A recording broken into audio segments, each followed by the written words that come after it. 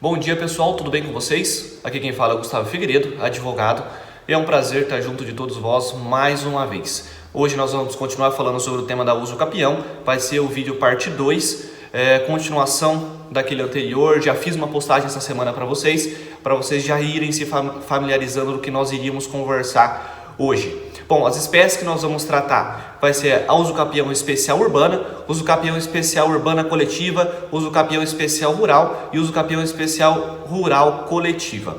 Vamos começar pela especial urbana, vou continuar fazendo daquela mesma forma, que eu acredito que teve um bom retorno.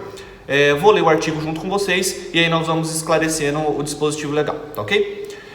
Usucapião especial urbana, prevista no artigo 1240 do Código Civil e 183 da Constituição Federal. Aquele que possuir como sua área urbana de até 250 metros quadrados, por 5 anos interruptamente e sem oposição, utilizando-a para sua moradia ou de sua família, adquirir-lhe-á o domínio, desde que não seja proprietário de outro imóvel urbano. Muito bem, vamos lá. Aquelas características básicas da posse: possuir como sua. Como estamos falando de área urbana, o requisito que a lei traz é que você esteja ocupando uma área urbana. Tomar cuidado então para ver até onde que o município estabelece isso ou não. De até 250 metros quadrados. Qual que é o nosso lapso que a lei traz? 5 anos e de forma ininterrupta e sem oposição, utilizando-a para sua moradia ou de sua família, adquirir-lhe-á o domínio, desde que não seja proprietário de outro imóvel urbano ou rural. Essa daqui é aquela regrinha básica que nós já conversamos no vídeo anterior. Não teria por que a legislação lhe conferir a propriedade de uma nova área se você já é dono de algum outro imóvel, certo? Aqui também o artigo 183, parágrafo 2º da Constituição Federal, traz de forma expressa que esse direito aqui não será concedido, mais de uma vez para aquele possuidor. Então é apenas uma única vez. O anunciado número 85 da primeira jornada de direito civil também traz uma elucidação a respeito desse artigo 1240 caput, prevendo que entende-se por área urbana o imóvel edificado ou não, ou seja, já está construído ou ainda não, inclusive unidades autônomas vinculadas a condomínios edilícios. Traduzindo, apartamentos, também é possível entrar nessa regra aqui de usucapião. Continuando, usucapião especial urbana coletiva, prevista no artigo 10 do Estatuto das Cidades. Os núcleos urbanos informais, requisito aqui que seja informal, ainda não houve a regularização daquela ocupação, existentes sem oposição há mais de 5 anos, o nosso lapso aqui, e cuja área total, dividida pelo número de possuidores, seja inferior a 250 metros quadrados por possuidor. Então nós pegamos a área total que está sendo ocupada, descobrimos o número de pessoas que estão ali ocupando, dividimos isso e a área precisa ser menor que 250 metros quadrados por possuidor. São suscetíveis de serem usucapidos coletivamente, desde que os possuidores não sejam proprietários de outro imóvel urbano ou rural. A mesma ideia explicada no artigo anterior. Aqui também tem algumas outras duas regras muito específicas e bem interessantes que a gente precisa relembrar. O que é? Na sentença, o juiz atribuirá igual fração ideal de terreno a cada possuidor, independentemente da dimensão do terreno que cada um ocupe, salvo hipótese de acordo escrito entre os condôminos, estabelecendo frações ideais diferenciadas. Ou seja, como regra, o juiz vai pegar e estabelecer uma fração ideal igual para todos. Todavia, os condôminos, se entrarem em acordo, podem estabelecer uma divisão diferente. Ou seja, o Zé pode receber uma fração maior do que o João. É possível, tá? É uma exceção que a legislação traz. Outra regra interessante o condomínio especial constituído é indivisível, não sendo passível de extinção, salvo deliberação favorável tomada por, no mínimo, 2/3 dos condôminos, no caso de execução de urbanização posterior à constituição do condomínio.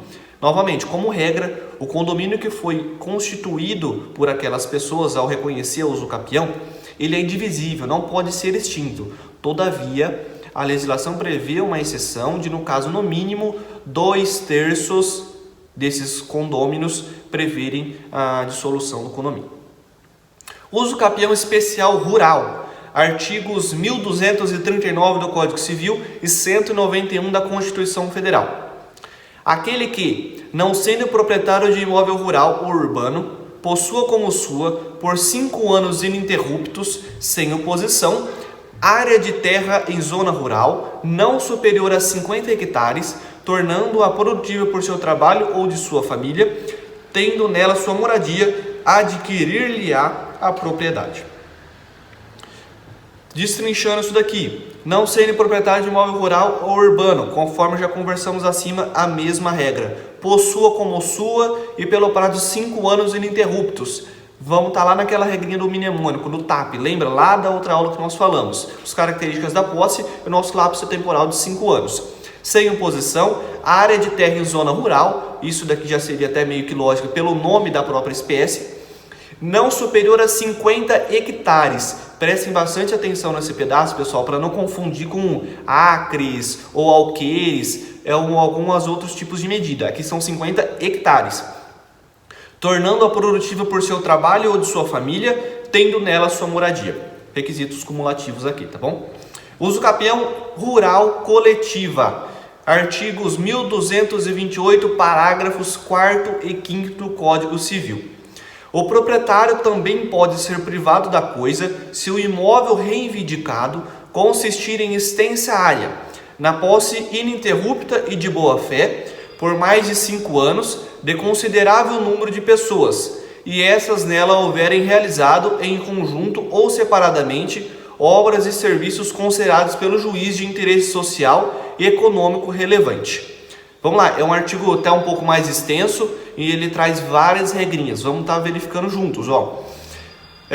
Proprietário também pode ser privado da coisa se o imóvel reivindicado consistir em extensa área na posse ininterrupta e de boa-fé, por mais de 5 anos, o nosso lapso temporal, considerável número de pessoas. Ou seja, não vai ser 1 ou 2 que estão ocupando aquela área que vai ser possível reconhecer essa espécie de uso capião.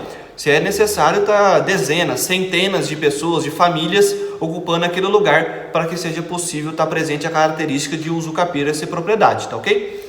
Nela houverem realizado em conjunto ou separadamente obras e serviços considerados pelo juiz, haverá uma análise aqui do juiz de interesse social e econômico relevante. Tem que ter trazido um benefício para aquela comunidade ou até gerado algum tipo de economia, ou gerado algum tipo de benefício financeiro, tá? Aqui existem umas outras especificações também bem peculiares e que existe muita discussão aí na jurisprudência, tá? O juiz fixará a justa indenização devida ao proprietário. Isso daqui é extremamente polêmico, porque a legislação só trouxe essa possibilidade de juiz fixar a indenização, mas não trouxe quem que seria o responsável para fazer esse pagamento. Então, existem vários autores, vários doutrinadores aí que divergem entre si, trazendo a possibilidade de talvez a União ou o município fazer o pagamento. Tem aqueles que entendem que seria necessário os próprios possuidores fazerem o pagamento.